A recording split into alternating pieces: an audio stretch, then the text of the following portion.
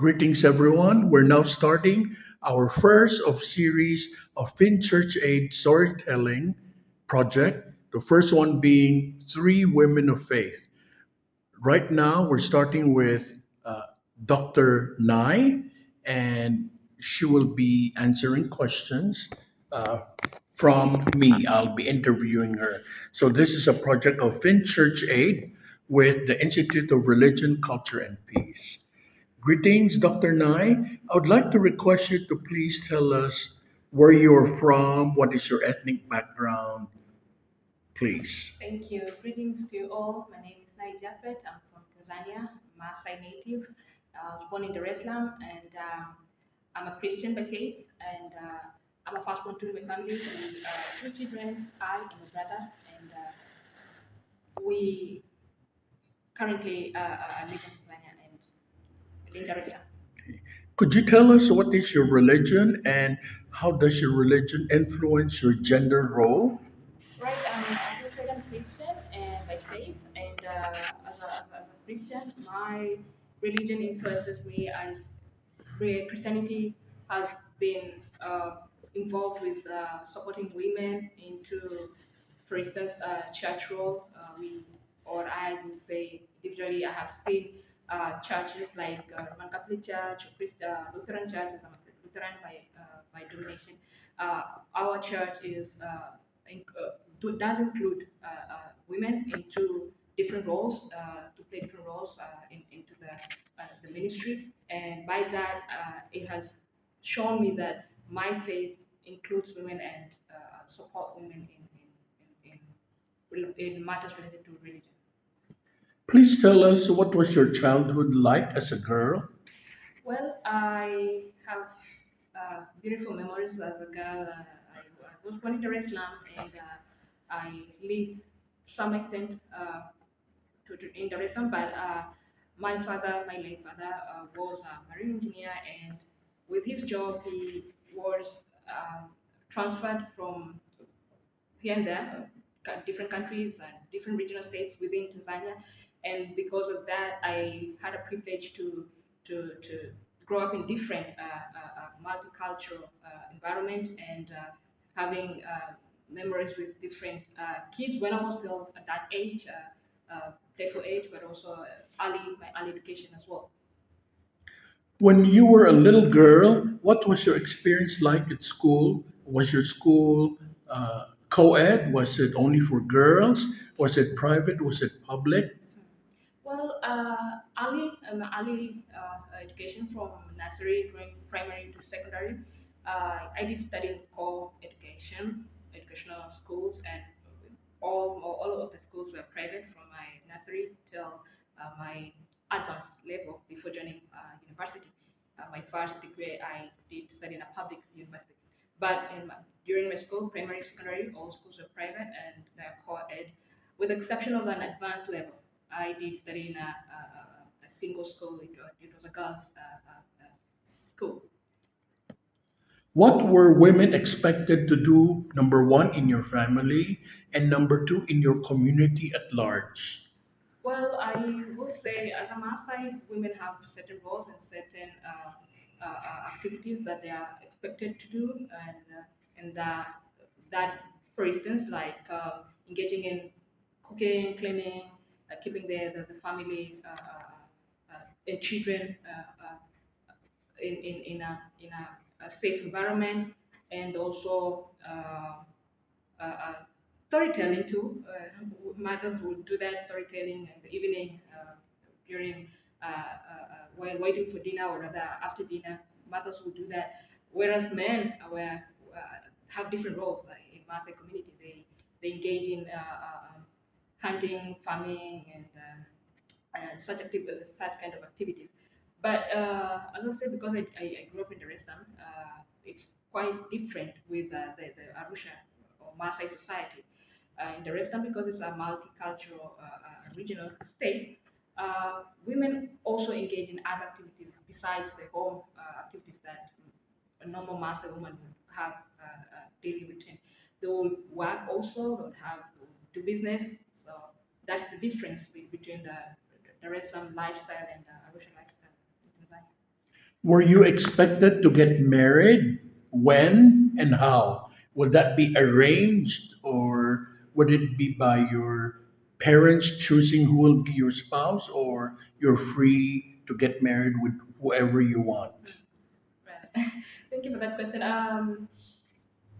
With my family, quite open. My father, my mom, my late dad, right now, my mom, all of them, they're quite open, and they really have never pressured me with marriage, or mentioned to me that when time comes, for instance, we will have an arranged marriage, but it's quite an open decision that uh, I've grown up in such kind of a family environment, having own decisions, whether academically, whether socially, whether economically. So in each and every phase, my family would first like to hear from me. What's your decision? What are your opinions? What are your thoughts? And then guide you where it's needed, where there is a room for them to guide you, they'll guide you. But mostly they will give you the room to have self opinion and thoughts and decisions. Were you encouraged to pursue a job outside the home? Well, um, yes, as an open conversation, not really I would say an encouragement, but I have had a conversation with my mom about, especially with my mom, about opportunities that would rise later. Right now, I'm at this stage, as I've gone quite further with my academic success, and I thank God for that. And so, what I'm looking forward, moving on, we have quite conversation with my mother, and she's open, and she does encourage me here, and ask me that whatever opportunity rises, whether Tanzania, whether abroad, think about it and go up, go for it. She's not very close-minded, or rather, she will not look into one direction. So she says, so long as it's a safe environment, so long as you've also grown into a multicultural environment, you, that also has given me an opportunity to learn how to know how to interact, how to live with different race and all genders, and it, this has it's quite an opportunity and advantage for me. I can work in any environment and wherever, not limited to one country. In your community, were women allowed to be leaders or to speak up? Um, Again, in Maasai, women have really different roles, as I've said. And to make this clear, for instance, let's say leadership roles. In Maasai community, women do not have leadership roles. Leadership roles is strictly for men. A man is a head of a family. A man is a leader in a community or a society level, and women are expected to just be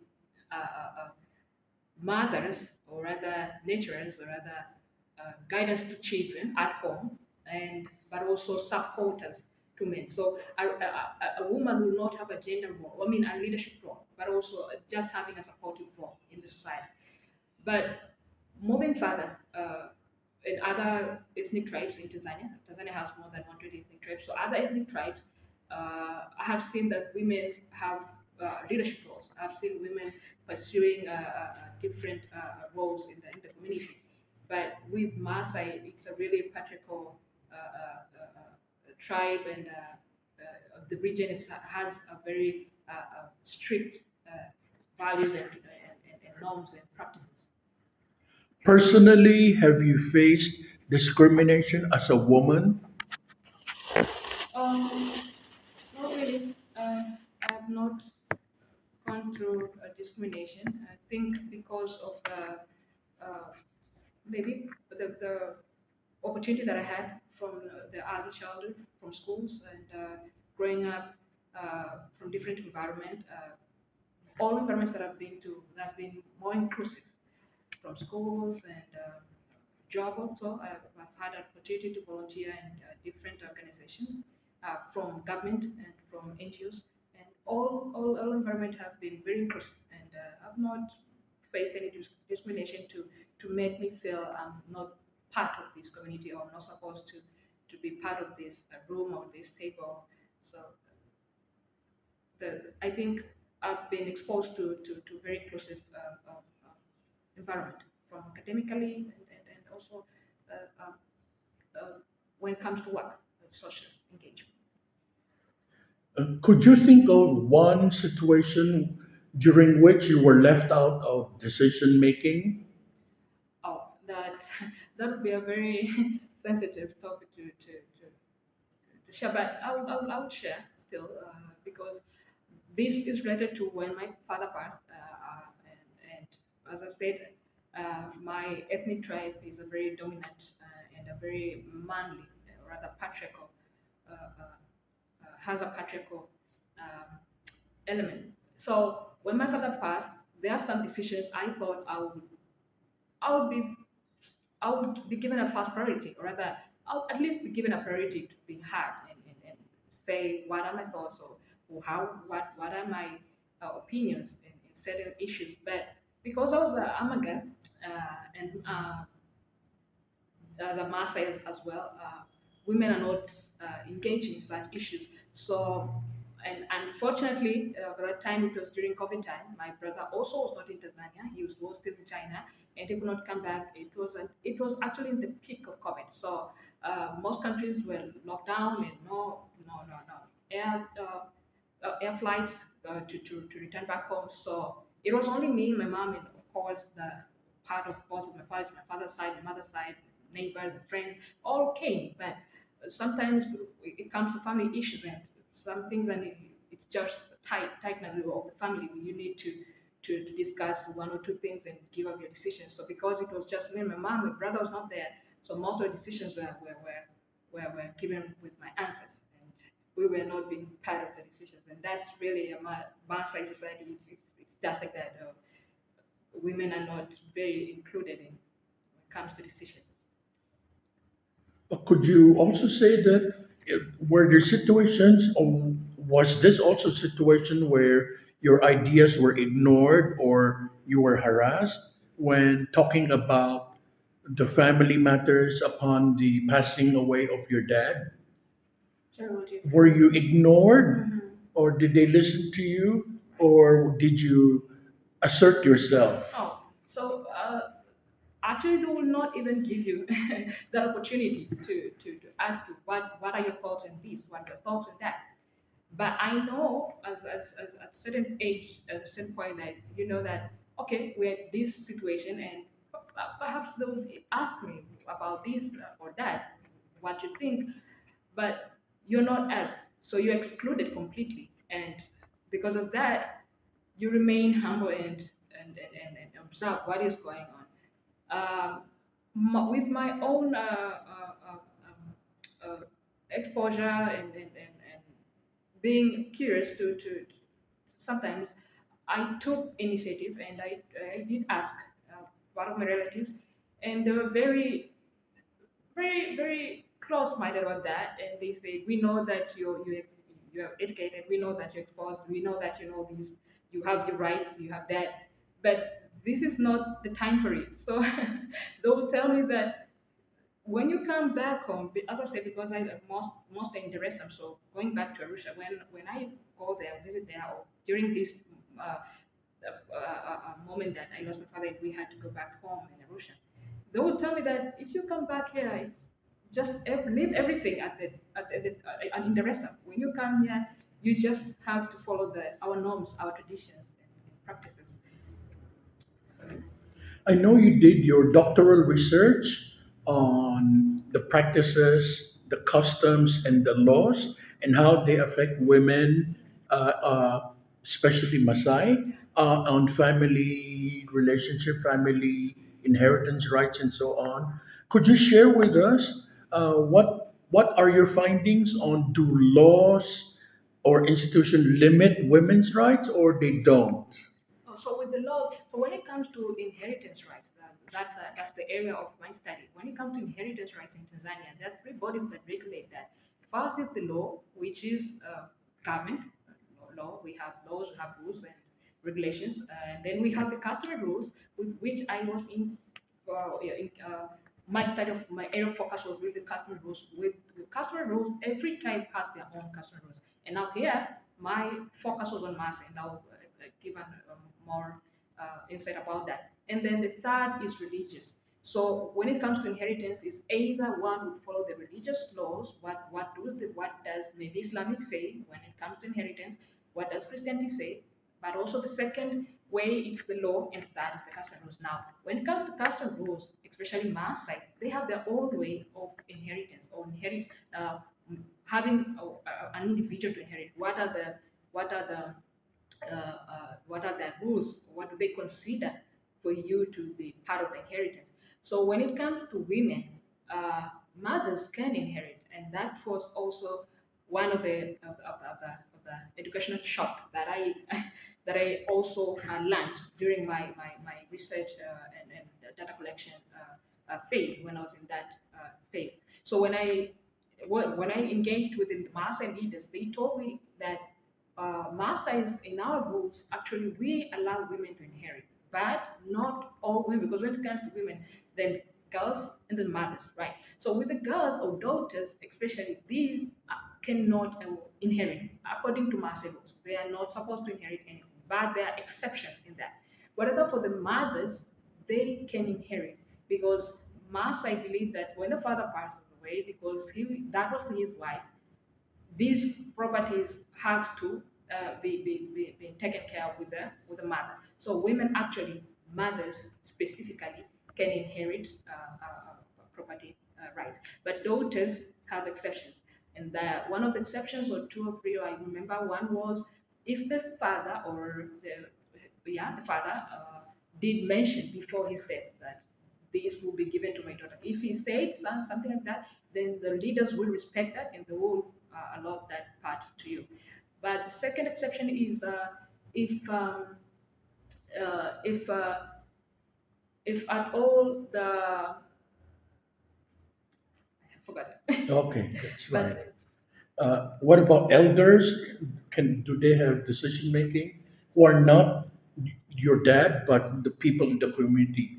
Do they have a say? The elder Maasai men? well, related to inheritance, right? Yeah, Yes. elders have right, and the elders and the uncles, these are the ones who will make decisions when it comes to inheritance. So now the question is, I know maybe one would raise a question that okay, if mothers are supposed to inherit, then why is it still an issue? Why women are still seen, especially mothers, not inheriting these properties, and it's still an issue to date in Tanzania. This is because not because the women or rather mothers do not know about these custom rules. They know, but again, remember the patriarchy and the environment, or rather the strictness that men have to talk, men have to give decisions, men are so that kind of environment do not allow women to say the opinions or say this is my right, this is my I have a right, I have to inherit. So because of that, most women are scared or they have fear to speak. They have fear to question. They have fear to say, no, this is my right. So because of that, the issue still continues, and then to date we have this problem that why mothers or why women do not inherit it, while it's their right. When the elder men, especially uncles, make decision and they would say the mothers have the right to inheritance. What does that mean? Does it mean the rest of the inheritance go to the uncles? Is it their self-interest that they're thinking of? Um, so with the custody rules, it allows the mothers to inherit. But if the mother is not given that right to inherit, yeah, that means the uncles want to grab those maybe it's land or it's houses or cars, depending on what properties that the person left behind. So it's upon the interest of the uncles. Also, when I say greediness or the selfishness that we want to be part of these properties, we want to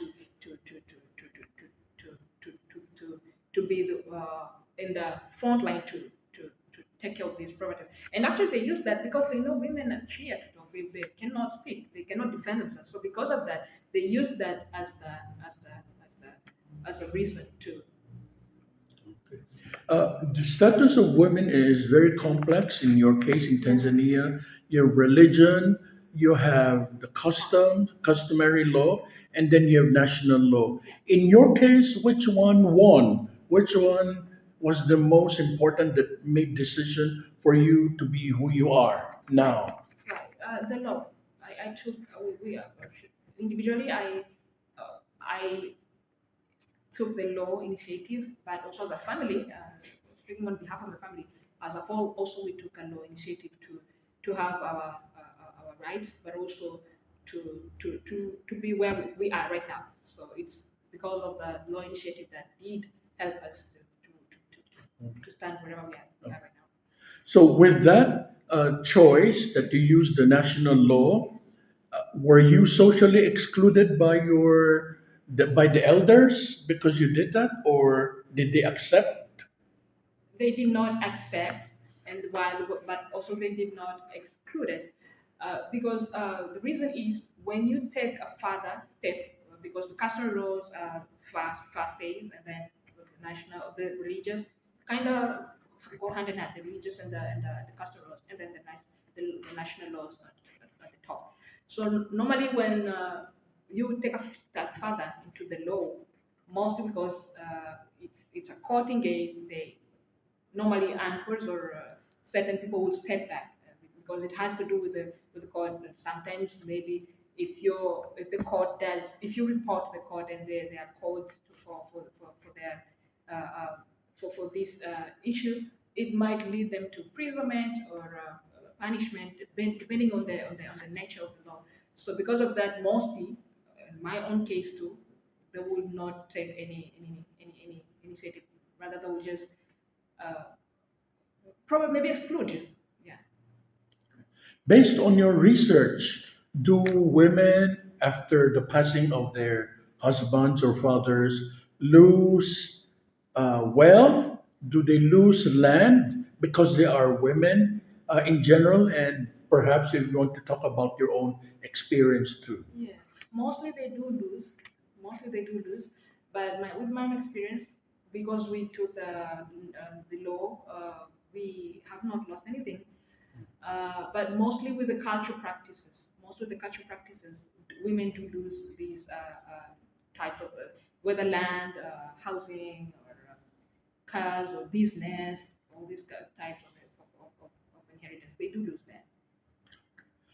Now that you talk about your experience and also your research, could you tell us, in general, you've talked about it, but could you remind us how were you able to challenge these injustices?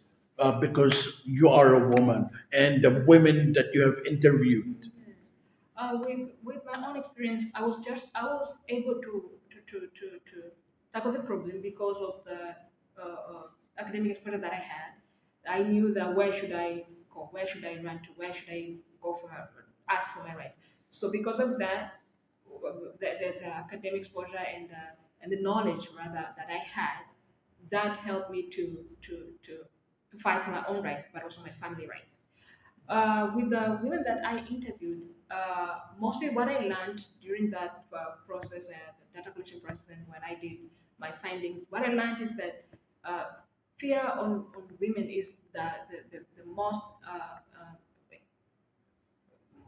something that it makes them not to acquire or rather to have their own inheritance rights because of the mass strictness. Mostly, they fear to talk, they fear to ask, they fear to take a step further, and but also the cost because law too is expensive. It's not cheap. You have to have a lawyer. You have to have some also time. You have to be very patient with the law. It takes very long time, and I think because of that, they tend to ignore that. Okay, it takes time. It's expensive, and who is there to help me out? But also they do knowledge. They do not know where to start. Where should I who should I see? Where should I begin? Where am I supposed to open the file? Who am I supposed to see? Is it do I have just to go and open up a case or do I have to start somewhere? So because of all these barriers, it limits them to access their own inheritance rights. But I feel that to help these women and to help these group of people is to put more awareness, but also to have an open like engaging them, gender inclusiveness, to engage them when it comes to self, because apart from being aware, you have to take a step further just on your own before someone helps you. How do you take a step further? How do you take your own initiative? So I think to encourage them to speak up for yourself. It's your right. We have freedom to speak. We have freedom to move. We have freedom to this and that. So it's part of your right. You have to speak. You have to take a step further. I think that will help. Could you tell us when was like the specific moment which made you give you a spark to say, aha, I now know I have a role to play. I should do what I should do. Was there a powerful moment that made you think that these gender ideas of the men, I have to challenge it? Mostly mostly, and sometimes I feel that I mess up with my with these cultural Maasai norms and tradition practices. Whenever I visit my home, Maasai home back in Arusha, I do challenge my uncles. I do challenge my house. Still, my grandfather is still alive, so I do challenge them, and they tend to say, no, no, no, you cannot speak of this. You cannot do that. Why? Like, I tend to question them. Why? Why should I not speak? Why should I not question? Why is it? Why should we not change? It's 21st century. Let's change. It's whole different generation right now. So I do challenge them. But this is the thing that whenever I do have such kind of conversation with them, they tend to either put a stop on it and say that this won't work. We are masters. This still stands with us. These are practices. These are values. These are norms. This is how we do it. But I believe with this generation moving forward, I believe we will have change. The community, master community as a whole, will have change because the generation of our grandfathers and our fathers will pass, and then we have these the millennials, and then we have the Gen Z coming moving forward, the Gen Alpha. So I believe later on, with this new generation, they have new thinking, they have new ways of solving issues, they have new ways of tackling issues. So I believe it will change no matter the cultural practices. They will keep. I believe they will keep the good, and they will kind of amend, or yeah, in law they say amend. They'll just amend the rules that okay, these are the good let's practice it, but these are should we just put should we just kind of what you say to to revise these rules, and let's with the ones that do favor the current environment and the current uh, speed that we're going with right now. Could you tell us what was the contribution of your field interview, research, and your doctoral dissertation?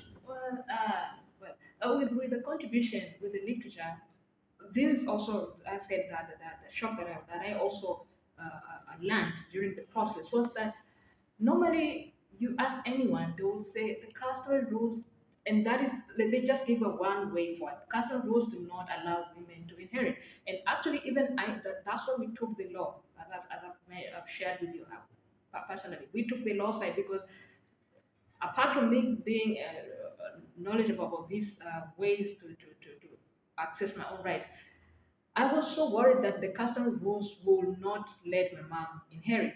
But when I did this research, oh, it was very different. And the elders said, no, no, no. Women, actually, your mother has the right to inherit. So even so, that made me understand that okay. So if we could not have the law initiative, laws taking law engage the law into this and just decide to follow the cultural rules, so my mom would inherit still. But I was scared and I was not sure because I already had that direction from papers, from readings, from other services. Custom rules do not allow women to inherit. But no, in Maasai, I will not generalize this. As I've said, Tanzania has more than one territory. I do not know of the Haya, I do not know of other tribes, maybe Sukuma, the Chaga, and so on and so forth. But with Maasai, I would say, and I would open up this for the and this is the contribution of my study that women, especially mothers, have right to inherit, and that's their right according to Maasai custom rules. But daughters, of course, they do not have right to inherit, though they have exceptions. They have exceptions. So when you say mothers have the right to inherit, the Yeah, wives, you are. does it mean 100%? 100% they have Okay. that right. It's just that the most writings or most research scholars that have already done research have shown only one direction, that customary rules, and that is because most research done basically in Tanzania, because we have customary rules in maybe Ghana, Nigeria, Mali, Zimbabwe, these African countries, but specifically in Tanzania, most of the research scholars have shown one direction, that customary rules do not allow women. Now, when you say custom rules, again, we have 120 tribes. You cannot generalize Maasai and Chaga. We are two different ethnic tribes. You cannot say that the Maasais have same custom and traditions with the Haya, as I've said, or with any other tribe. So we have different traditional practices and norms and values. So Maasai, this is what the leaders told. Actually, the leader of Maasai is named or called Laiguanan. And so they told me, and they made it clear. They said, "This is our tribe. This is our rule. This is our norms. When it comes to inheritance, when their husband passes, is dead, the mother or the wife has fully right to inherit." If when the father passes away Yeah. and the mother has a son or two sons, Yeah. do they divide the inheritance equally? Yeah, right. So now well, this is the way they take it further. So the mother, or the wife, has the right to inherit. Then from her, she is supposed to divide that only to his sons and not the daughters. So again, daughters will be excluded completely into this. As I said, but they only have exceptions. There are 4 or 5 exceptions that will allow the daughters to inherit. Without those exceptions, with daughters, whether you're married, because again, one might question, okay, maybe I'm a daughter, but I'm married. Maybe I have an exception. No, maybe I'm a daughter, but I'm not married. I'm still home, so maybe I can inherit. No. So whether you're married or you're not married, daughters still do not have inheritance. But for the sons, they will have inheritance, and they will inherit from the mother. So it goes from the late father, and then taken to the mother. And the mother, if the sons will be 18 and above, because Tanzanian 18 and above, you're considered an adult. So 18 and above, okay, you're now an adult. The mother will divide that. Okay, I have 2 sons, I have 3. You take this, you take that, you do that. But if you're below 18 years old, that means you're still under the custody, and the mother has to take care of you from education, from eating and everything. The mother will still hold the properties until you're 18. Then she will divide it to the Okay, so that's the Maasai that's the custom. Maasai What custom. about the national law? The national law is different. When it comes to the national law, they do not have gender bias. Okay. They will equally divide whatever was brought to them between all children and the mother. So what they do first, they will let the mother, again with the law, they will let the mother divide. So they will give a table of then you will have to write all the properties you have, and then you'll divide. The mother will be given first priority. You divide among your children, and then the court will just say, okay, well, fair division. They will let that be finalized. But if they see that why you have allotted maybe 70% to this and 30% to her, so with that, because they can, it's something or very open written, and they will question why this and why not that, why not fair, why not 50-50, why not that. And again, if the child also raises this question that, but I'm not happy with the division my mom did, so that too the court will have to make a decision for you. So first we will let the mother do it. If it's done in a very equal way, that's finalized. If it's not done and if it's done in an equal way, the court has to will take a step and do that for you. I have three last questions. Number one, what would a fair society look like for women like you? Well, I think a fair society is a society that engages and includes both gender in each and everything, say socio-economic, political, technology right now. In every field, in every sector, religious, like include the both gender in each and everything, because we have equal access to land. We have equal access. We are capable of thinking. We are capable of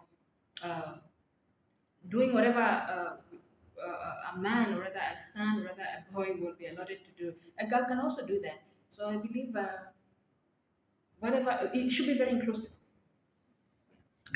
Second to the last question, what message would you give to girls and women like you?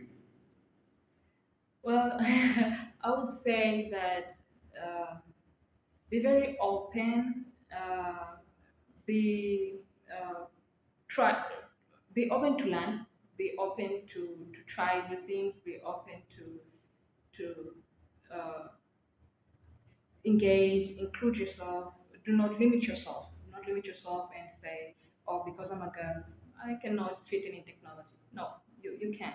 Because I'm a girl, I cannot go to this say department. Say engineering. I cannot. That's for the boys. That's women.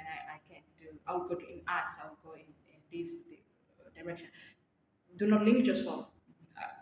We all we are all capable of whatever certain gender say male can do, also female can do. So do not limit yourself, be open and learn, always learn. It will and have that room to open your mind to help. And my last question, what is your call to action for the communities and governments? What must communities and governments do Sorry. to empower women? What is your view that communities should do Oh, and governments do? it's, I think just engaging women from the grassroots level to talk to, just engaging them. Do not leave them behind, and do not exclude and say, "Oh, we'll do with the urban and not with the rural. We'll do with the rural, not with the urban. We'll do with these cities, or we'll do these regions and not with these regions." Just include them all. Just engage them from urban to rural, from top to bottom up. So just include them and encourage them and make them be part of the process. Whatever, maybe it's policies, maybe it's education, maybe it's business, maybe it's health sector, engage them. Thank you so much, Dr. Nai, for your very powerful storytelling. You had a very complex story that you told us from your childhood and your own struggle, as well as your own research about Maasai community, patriarchy, and what women do to struggle for equal rights from the culture, religion, and national law. We really appreciate your storytelling. Thank you so much, Nai.